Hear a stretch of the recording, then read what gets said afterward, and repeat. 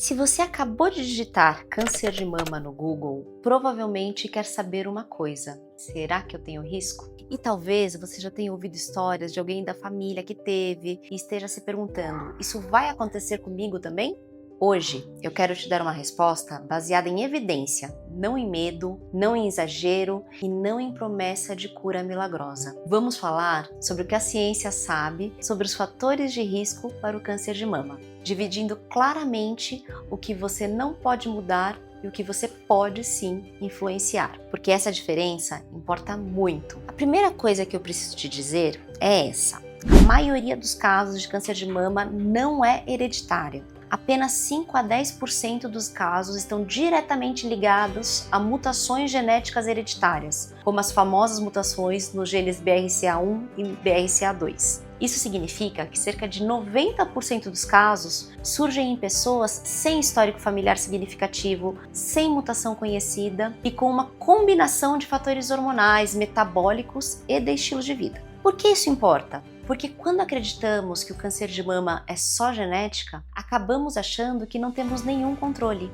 E esse é um dos maiores equívocos que eu vejo no consultório. Você tem mais influência sobre o seu risco do que provavelmente imagina. Vamos começar pelos fatores que estão fora do nosso controle. Não para se preocupar com eles, mas para entender o cenário completo. Sexo biológico. O câncer de mama ocorre principalmente em mulheres. Homens podem desenvolver, mas representam menos de 1% dos casos. Idade. O risco aumenta com o envelhecimento. A maioria dos diagnósticos ocorre após os 50 anos, embora casos em mulheres mais jovens existam e mereçam atenção. Histórico familiar e genética. Ter parentes de primeiro grau, mãe, irmã e filha, com câncer de mama aumentam o risco. E mutações em genes como BRCA1, BRCA2, PALB2 elevam significativamente esse risco ao longo da vida. Se você tem histórico familiar importante, converse com seu médico sobre a possibilidade de fazer o aconselhamento genético. Isso não é um alarmismo, é informação que pode guiar sua vigilância e rastreamento. Densidade mamária. Mulheres com mamas mais densas têm risco um pouco aumentado, e isso também pode dificultar a detecção na mamografia. É algo que o seu radiologista menciona no laudo. Histórico reprodutivo. Menarca precoce, ou seja, a primeira menstruação antes dos 12 anos, e menopausa tardia, depois dos 55 anos. Não ter tido filhos, ou ter o primeiro filho depois dos 30 anos, todos esses fatores aumentam levemente o risco, porque aumentam o tempo de exposição aos hormônios estrogênio e progesterona ao longo da vida. Agora, vamos ao que mais importa para a maioria das pessoas assistindo a esse vídeo: os fatores modificáveis. Peso corporal e obesidade. O excesso de gordura corporal, especialmente na menopausa, é um dos fatores de risco mais bem estabelecidos para o câncer de mama. Por quê? Porque o tecido adiposo produz estrogênio. Depois da menopausa, quando os ovários deixam de ser a principal fonte de hormônio, o tecido gorduroso assume esse papel. Mulheres com obesidade na pós-menopausa têm níveis mais altos de estrogênio circulante, e isso aumenta o risco de tumores hormôniosensíveis. Mas não é só o estrogênio. O excesso de gordura também gera um estado de inflamação crônica de baixo grau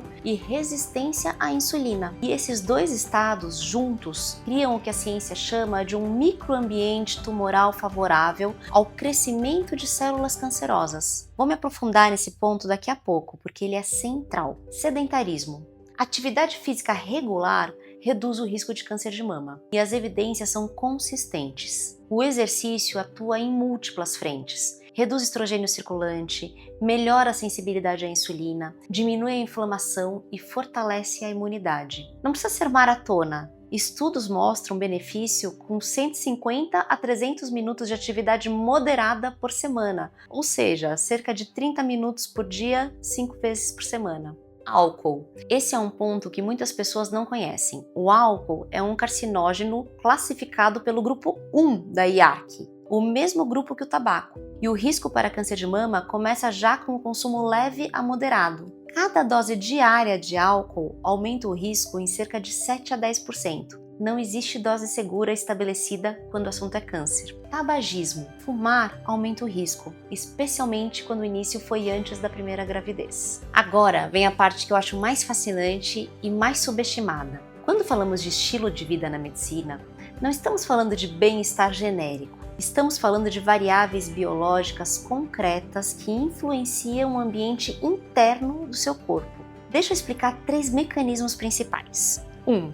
Inflamação crônica. Obesidade, sedentarismo, dieta rica em ultraprocessados e álcool em excesso ativam vias inflamatórias no organismo. Citocinas inflamatórias, que são proteínas sinalizadoras, criam um ambiente que favorece o surgimento, a sobrevivência e a proliferação de células tumorais. É como se o terreno estivesse preparado para o tumor se instalar. 2. Resistência à insulina e hiperinsulinemia. Quando as células ficam resistentes à insulina, o que acontece com obesidade e sedentarismo, o pâncreas compensa produzindo mais insulina. Insulina em excesso estimula receptores em células mamárias e ativa vias de crescimento celular, incluindo uma chamada IGF-1. Esse estímulo aumenta a proliferação celular, o ingrediente para o desenvolvimento do câncer. 3. Microambiente tumoral. Essa é a ideia mais nova e que mais tem crescido na pesquisa oncológica. As células tumorais não vivem isoladas. Elas interagem com células imunes, vasos sanguíneos, células de gordura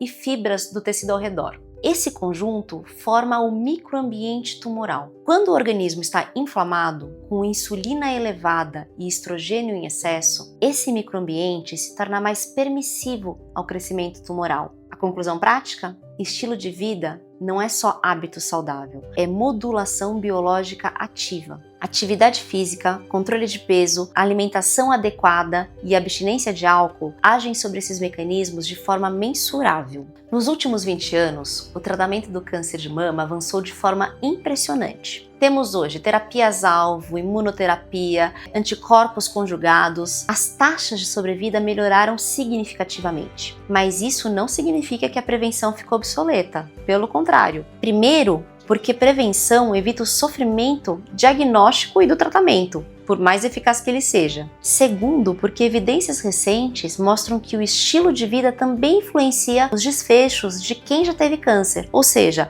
atividade física e controle de peso reduzem não só o risco de desenvolver, mas também o risco de recidiva e a mortalidade por câncer de mama em sobreviventes. Tratar bem e prevenir bem não são coisas concorrentes, são complementares. Se você quiser me contar nos comentários qual parte desse vídeo foi mais surpreendente para você, eu adoraria saber. E se conhece alguém que acredita que câncer é só genética, manda esse vídeo para ela. Até o próximo!